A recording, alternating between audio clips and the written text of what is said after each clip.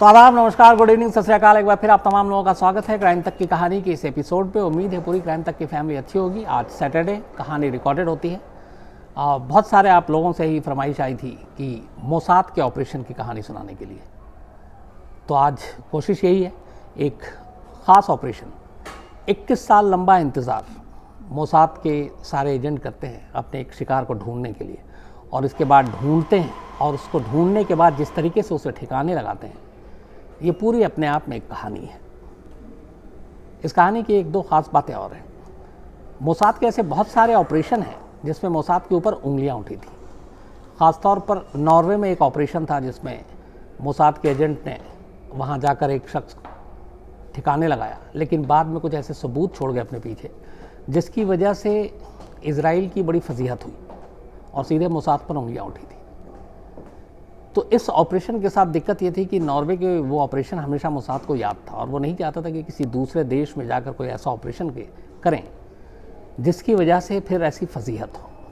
तो यहाँ ये भी ध्यान रखना था, सीक्रेसी मेंटेन करनी थी, और सबसे बड़ी बात ये कि इजराइल से हज़ारों मील दूर जाकर एक दूसरे देश में न सिर्फ ऑपरेशन को अंजाम देना था, बल्कि इजराइल या मोसाद का नाम भी नहीं आना चाहिए, और फिर वहाँ से निकल जाना था।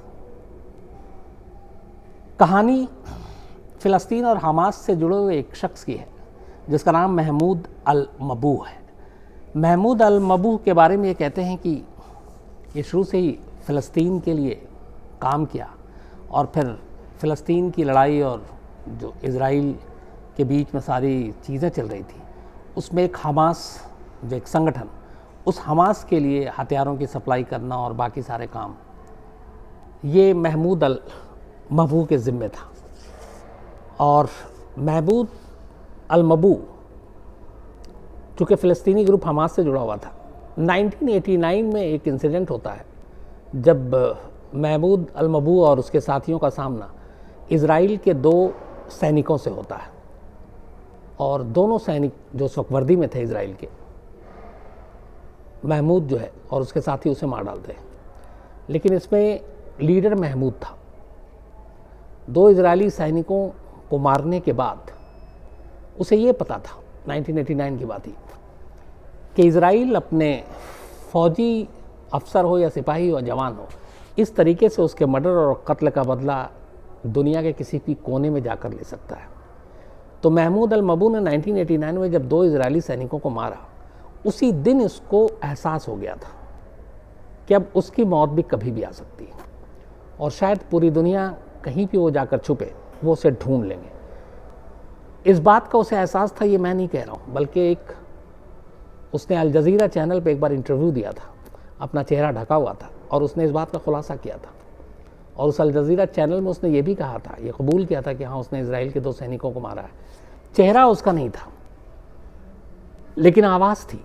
और इज़राइल की खुफिया एजेंसी मोसाद इस 1989 के इंसिडेंट के बाद से ही उसने अपनी इन्वेस्टिगेशन की, और पता चला कि इसमें महमूद अल मबूह का नाम है, जो बाकायदा एक तरह से हमास को हथियार की डिलीवरी करता है, ईरान को भी बहुत सारे हथियारों की डिलीवरी करता है।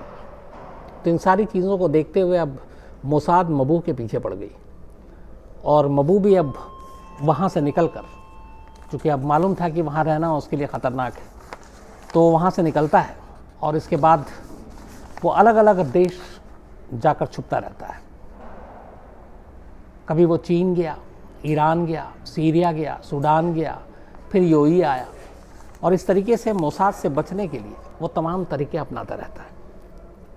इस दौरान में मोसाद उसके बारे में जानकारी लगातार जुटाने की कोशिश करती रहती है। अल जज़ीरा के इंटरव्यू के बाद उसकी आवाज़ के ज़रिए फिर वो बाकी लोगों के कुछ कांटेक्ट में आती है और पता करती है कि ये शख्स क्या है, और धीरे धीरे करके एक बार उसकी मौजूदगी ईरान में होने की बात मोसाद को पता चलती है। मोसाद एक ऑपरेशन भी प्लान करता है, और ईरान में अपने हायर किए हुए एजेंट के ज़रिए उसको पॉइज़न देने की कोशिश की जाती है, लेकिन महमूद अल मबूह बच जाता है, और उसे फिर अंदाज़ा हो जाता है कि अब ईरान तक मोसाद दस्तक दे चुका है, इसलिए वो ईरान भी छोड़ देता है।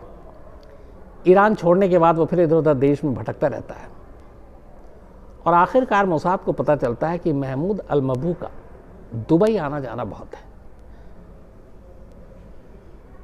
अब ये था कि इज़राइल को मबूह को मारना भी है, लेकिन ऐसे देश में भी मारना जहाँ उंगली ना उठे और ऐसे देश में भी मारना जहाँ पे पहुँच आसान हो। उस वक्त मोसाद को ये लगा कि दुबई एक आइडियल जगह है। दुबई की पुलिस और इंटेलिजेंस को लेकर भी मोसाद की जो जानकारी थी वो ये थी कि इतनी हाई फाई नहीं होगी, तो वहाँ पे ये काम आसान हो सकता है।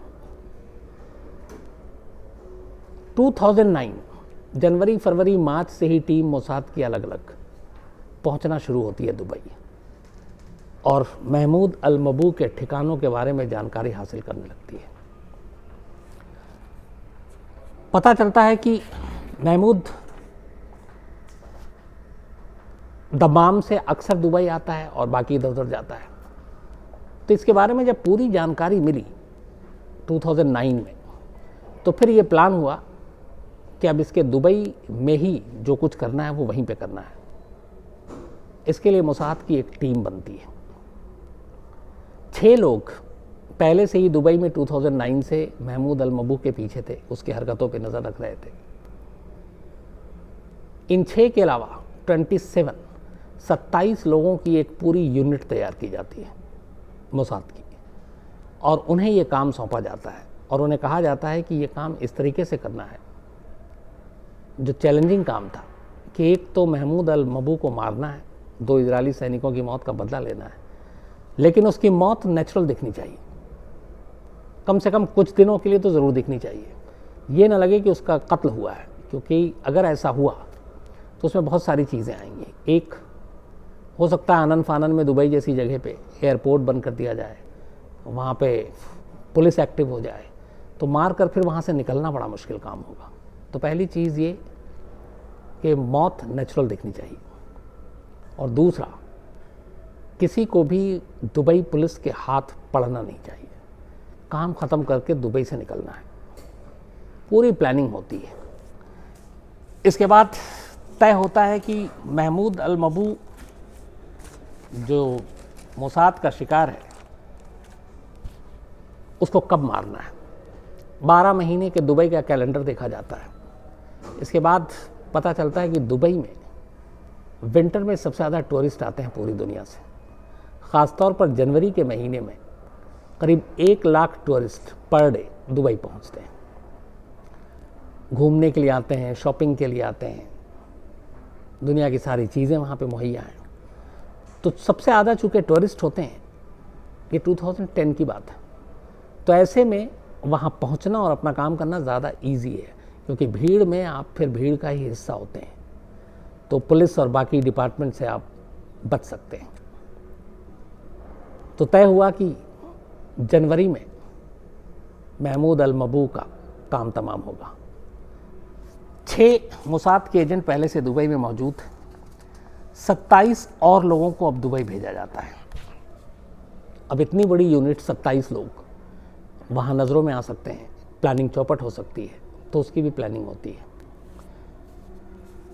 एक तो ये था कि कोई भी जो वहाँ दुबई पहुँचे वो इजरायली पासपोर्ट पर ना पहुँचे, इसलिए कि इस काम के बाद, और चूँकि महमूद अल मबू हमास का और फ़लस्तीन का एक बड़ा लीडर, अरब कंट्री में उसकी अच्छी खासी पहुँच पकड़, तो अगर इजराइल पर शक जाता है तो थोड़ी मुसीबत आएगी।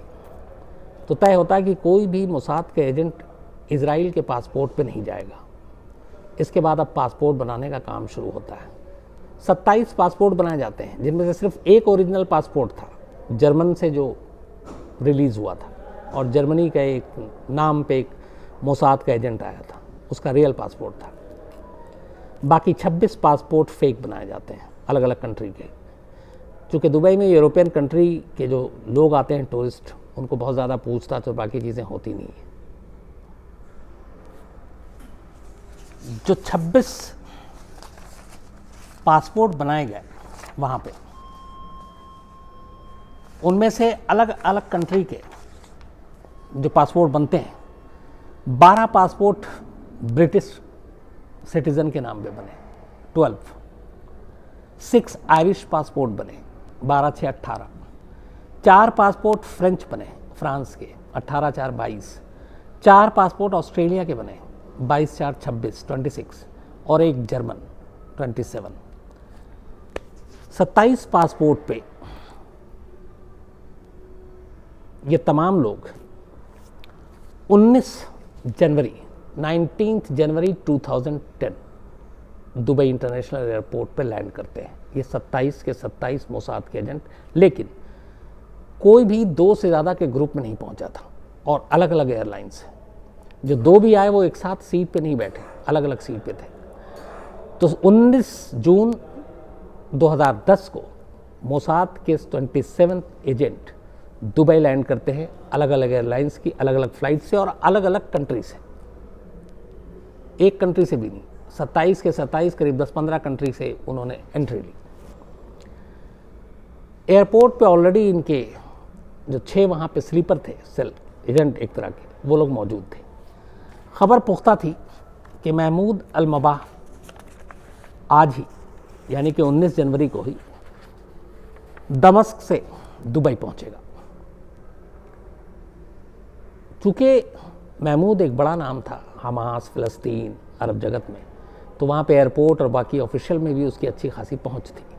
तो जब वो एयरपोर्ट पर उतरता था तो उसको वीआईपी ट्रीटमेंट होती थी। तय वक्त पर एमिरेट्स की फ़्लाइट से, एमिरेट्स की, महमूद जो है वो दुबई पहुँचता है। और दुबई पहुँचने के बाद इमिग्रेशन सेंटर को कवर करते हुए जब वो बाहर निकलता है, 2 मोसाद के एजेंट उसको फॉलो करते हैं। दोनों हाथ में टेनिस रैकेट लिए हुए थे और दोनों के कंधे पे टॉवल था। तो ऐसा है, वो लग रहा था कि दोनों टेनिस के प्लेयर हैं। और चूँकि यूरोपियन और बाकी अमेरिकन टूरिस्ट बहुत आते हैं दुबई में, तो उनको देख के हर कोई यही लग रहा था कि ये कोई प्लेयर और ये सारी चीज़ें, लेकिन असल में वो महमूद के ऊपर नज़र रखे हुए थे।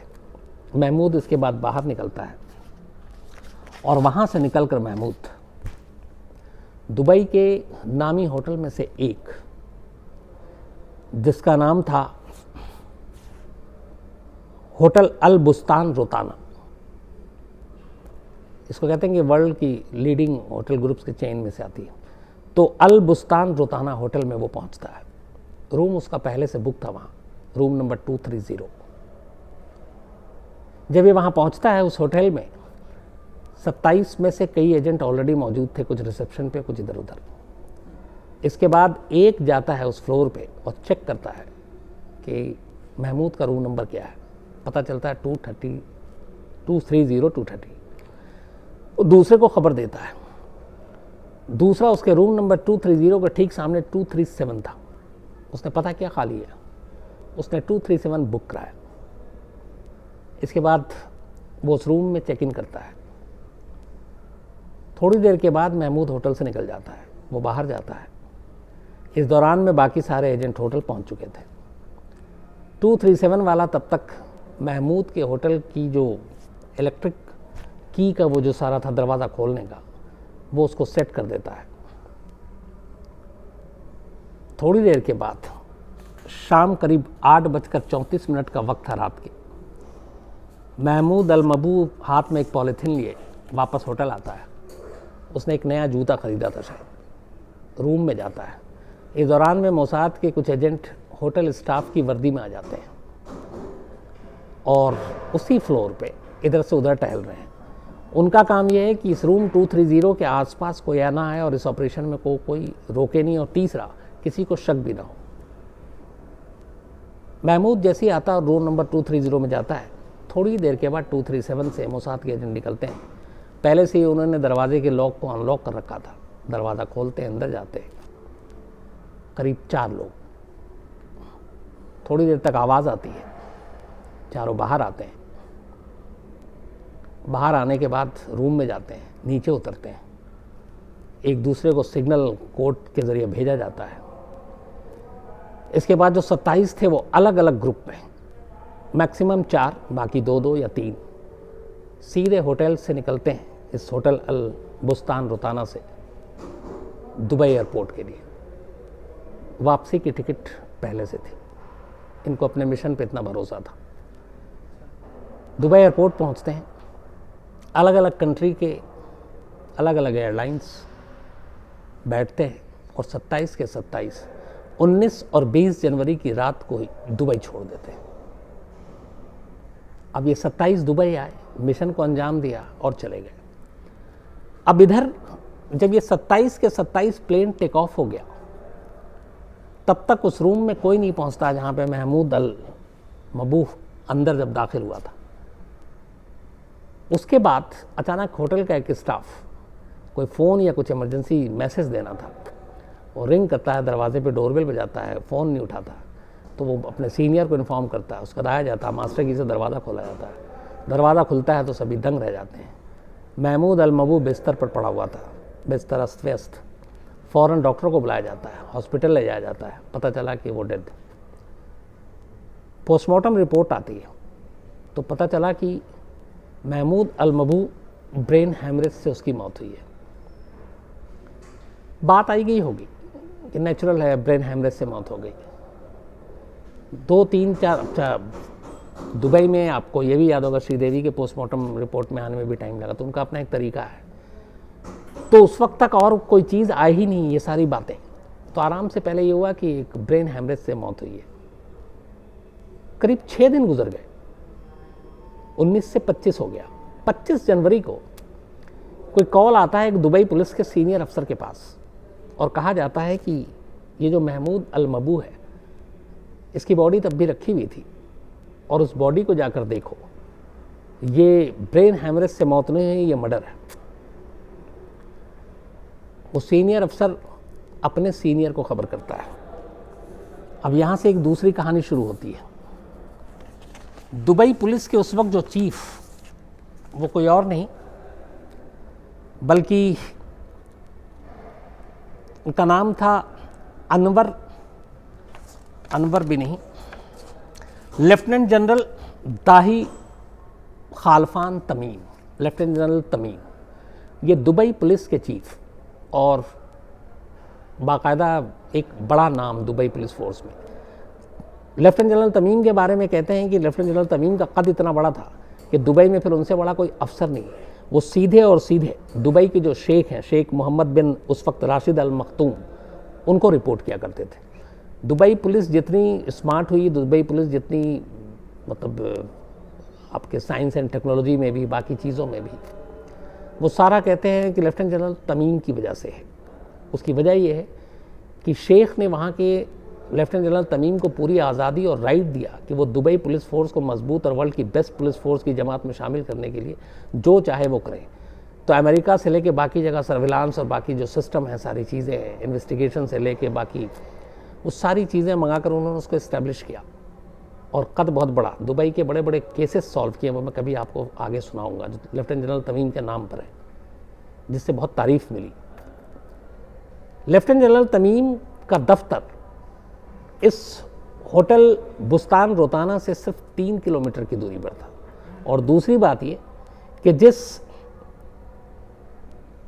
3rd फ्लोर पे इनका दफ्तर था, उस दफ्तर से ये होटल साफ दिखाई देता था। तो एक होटल जिससे 3 किलोमीटर की दूरी पर दुबई का चीफ बैठा हुआ, पुलिस चीफ, और वहाँ पे एक मर्डर होता है और 6 दिन तक चीफ को भी पता नहीं है।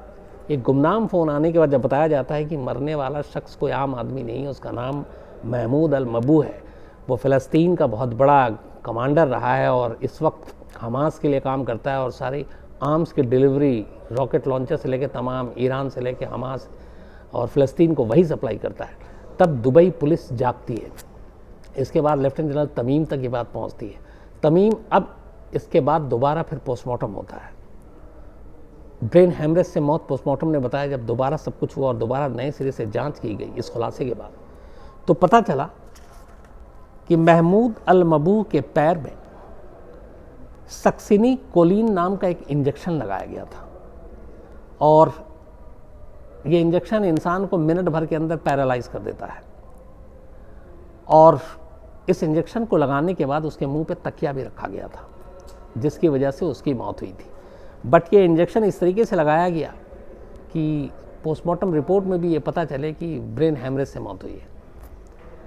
लेकिन इंजेक्शन लगाने के सबूत जब मिले तो फिर कहानी पलट गई। अब ये हुआ कि ये मर्डर है, तो अब ये कौन कर सकता है?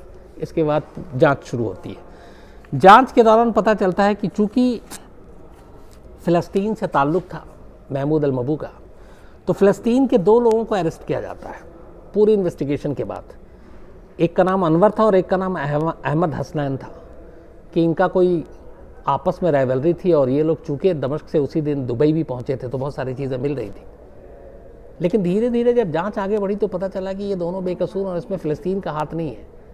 और उसके बाद जब होटल के सीसीटीवी फुटेज और बाकी चीज़ें, तमीम ने ये किया कि 19 जून से पहले और 19 जून के बाद 20 जून तक दुबई में कितने लोग आए, कहाँ कहाँ से आए, इन सब की डिटेल चाहिए। एयरपोर्ट से सारे विदेशियों के डिटेल मांगे गए, सारी चीज़ें मांगी गई। तब उसमें एक चीज़ जो पता चली वो ये कि 27 ऐसे लोग थे जिन्होंने एक ख़ास तरीके का कार्ड यूज़ किया था पैसों के लिए। उस कार्ड का जो ट्रांजैक्शन हो रहा था, वो जो कंपनी थी वो यूएस की थी और वो जो कंपनी का मालिक ओनर था वो इजरायली था। तो एक गलती इन्होंने ये की। दूसरा, एक जब कॉल डिटेल के ज़रिए कि दुबई से बाहर कौन कौन से इंटरनेशनल कॉल गए तो पता चला कि 27 ऐसे नंबर थे, बल्कि 33, जिन्होंने पहले कॉल किया ऑस्ट्रेलिया और वहाँ से फिर कन्वर्ट होकर बाकी कॉन्फ्रेंसिंग के ज़रिए बाकी लोग बात करते थे। तो एक सेंटर वहाँ जाकर मिल रहा था। तो ऐसे कौन लोग थे? वो 33। इसके बाद इन 33 के अलग अलग फिर होटल से भी सीसीटीवी कैमरे मिले। बहुत सारे लोगों ने कैप भी लगाए थे, चेहरा नहीं, लेकिन अलग अलग एंगल से भी कैमरे थे, उससे पता चला। फिर एयरपोर्ट से निकला तो पता चला कि ऐसे 33 लोग थे। उसके बाद इनके पासपोर्ट की डिटेल निकली, 27 पासपोर्ट जो मिले जिस पे ये अलग अलग आए थे ट्रैवल, जो 19 को ही पहुँचे थे। तो उनमें से पता चला कि 26 पासपोर्ट फर्जी था जांच में, सिर्फ एक जर्मन ओरिजिनल। और वहीं से फिर लिंक मिलना शुरू हुआ। तो पहली बार लेफ्टिनेंट जनरल तमीम की भी मतलब हवा ख़राब हो गई कि दुबई में मोसाद के एजेंट आए और ऑपरेशन किया, एक मर्डर किया, और इससे पहले कि पुलिस को खबर भी लगे वो दुबई छोड़ भी चुकी। सब कुछ घंटों के अंदर हुआ। इसके बाद सारी रिपोर्ट बनी, इंक्वायरी कमीशन बनी, कहा गया, इजराइल से भी कहा गया, लेकिन इसको लेके उस तरह उस पर पुख्ता कुछ सामने नहीं आ पाया। लेकिन मोसाद का जो अपना काम था वो हो गया। 21 साल पहले जिस इजराइल के 2 सैनिकों को जिस शख्स ने मारा था, 21 साल बाद उसे ढूंढ कर दुबई में इस तरह मारा कि वो सब दुबई पहुंचते हैं, मारते हैं और कुछ घंटों के अंदर ही अलग अलग प्लेन पकड़कर अलग अलग देश के लिए निकल जाते हैं। और 1 हफ्ते तक दुबई पुलिस को मालूम ही नहीं है कि ये कत्ल है या नेचुरल डेथ है। 1 हफ्ते बाद पता चलता है, लेकिन तब तक चिड़िया उड़ चुकी थी। ये थी ऑपरेशन। और इस पूरे ऑपरेशन का जो नाम रखा था उस वक्त, इसका नाम रखा था सिजेरिया। सिजेरिया एक फ़िलिस्तीन के पुराने शहर का नाम है, तो इसका नाम इसीलिए सिजेरिया रखा था।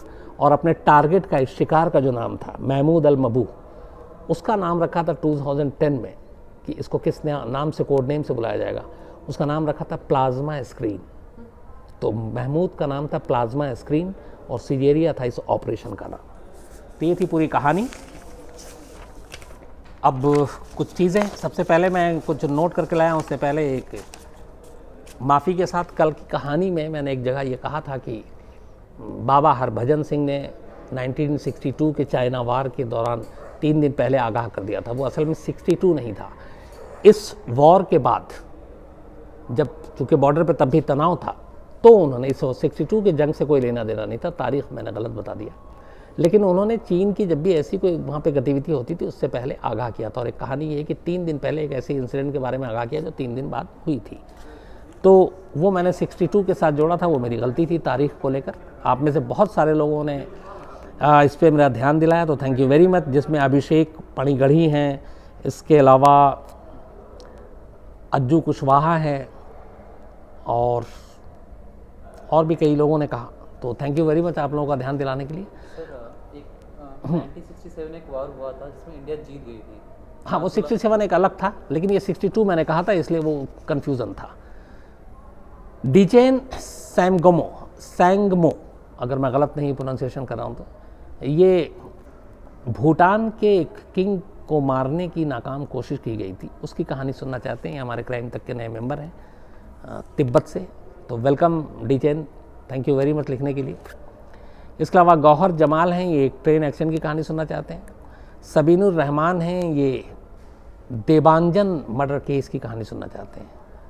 इसके अलावा राजेश पुरानिक है और इनका बिलेटेड हैप्पी बर्थडे, नाराज़ हो गए थे, तो चलिए बिलेटेड हैप्पी बर्थडे राजेश साहब। हीरा व्यास हैं। इसके अलावा ज़रीफ़ रहमान है, ये बोको हरम की कहानी सुनना चाहते हैं। मैं बड़ा कंफ्यूज हूँ कि सुनाया हूँ कि नहीं सुनाया हूँ। सुना चुका हूँ मैं ज़रीफ साहब बोको हरम की कहानी। इसके अलावा मुकुंद वी पुरानिक हैं, ये स्विस डिप्लोमेट, दिल्ली में एक रेप केस हुआ था, उसकी कहानी सुनना चाहते हैं।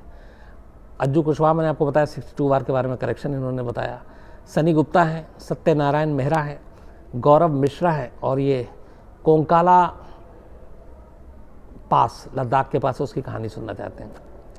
इसके अलावा पुंचल चिराग हैं, हर्ष सिंह हैं, प्रेरणा टी हैं, रुबीना ठाकुर हैं, फिरोजपुर में हैं, ये इंग्लिश की प्रोफेसर हैं, बहुत अच्छा मेल लिखा है इन्होंने, थैंक यू रुबीना जी। लवप्रीत शर्मा हैं, सुनील हैं, इन्होंने भी 1962 के करेक्शन के ऊपर ध्यान दिलाया था, थैंक यू सुनील। अभिषेक पड़ीगढ़ी हैं, इन्होंने भी कहा था। इसके अलावा चैतन्य तायवाड़े हैं, और ये कह रहे थे कि हमारी घड़ी पे भी नज़र रखते हैं और कहते हैं कि इतने सेकंड तक ये ऑन रहता है, मुझे भी नहीं मालूम चैतन्य भाई। सचिन शर्मा हैं, थैंक यू सचिन भाई, इन्होंने जर्मनी दावत दी है कि कभी आएँ तो आप ज़रूर आएँ, कभी गया तो ज़रूर मिलूँगा आपसे। इसके अलावा हरी सिंह हैं, और 2012 में यूएसए में एक गुरुद्वारे पे अटैक हुआ था, उसकी कहानी सुनना चाहते हैं। दीपाली मोहिते हैं, इन्होंने भी एक फरमाइश की कहानी जल्दी सुनाते हैं। और एक ख़ास मेल क्राइम तक फैमिली के लिए है, उन्होंने नाम नहीं लेने के लिए कहा है। उन्होंने कहा इतना ही आप कह दें कि हैप्पी प्राइड मंथ तो समझ जाएंगे। इन्होंने एक सब्जेक्ट उठाया है, वो है समलैंगिकता को लेकर, और उसके ऊपर कहानी, और जो समाज में बातें नहीं होती हैं, तो इनका कहना था कि इस पे बात होनी चाहिए। मुझे लगता है कि इस पे किसी दिन हम लोग कोई ऐसी कहानी मेरी नज़र में आई या कुछ हुआ तो मैं ज़रूर शेयर करूँगा। इसके अलावा अब हमारी क्राइम तक फैमिली मेम्बर में से आज कई के बर्थडे भी हैं। हमारी एक मेंबर हैं फैमिली की, कशिश, और कशिश कौर, तो इनकी मम्मी का जन्मदिन है, बहुत बहुत बधाई आपको। राजदीप सरकार हैं, इनका भी जन्मदिन है, बहुत बहुत बधाई राजदीप। इसके अलावा पूजा है, पूजा आनम की बल्कि बेटी 6 साल की, उनका भी जन्मदिन है आज, तो बहुत बहुत बधाई। संकल्प शर्मा है, इनका भी जन्मदिन है, संकल्प हैप्पी बर्थडे।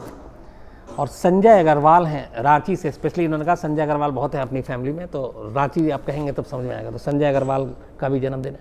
तो आप लोगों को बहुत बहुत जन्मदिन मुबारक, हैप्पी बर्थडे, हमेशा अच्छे रहें, खुश रहें। हाँ, कल पर्ल हार्बर, इस पे हैरत अंगेज़ जो क्राइम तक की कहानी की नई सीरीज़ है, सुबह 9 बजे, तो पर्ल हार्बर के ऊपर है, सुनिए और देखिए कल सुबह 9 बजे, और फिर अपनी राय भी ज़रूर दीजिए, अपने सुझाव भी दीजिए ताकि उसको बेहतर कर सकें। तो आज इतना ही, मंडे अब आपसे मुलाकात होगी क्राइम तक की किसी नई कहानी के साथ, तब तक अपना ख्याल रखिए, थैंक यू वेरी मच।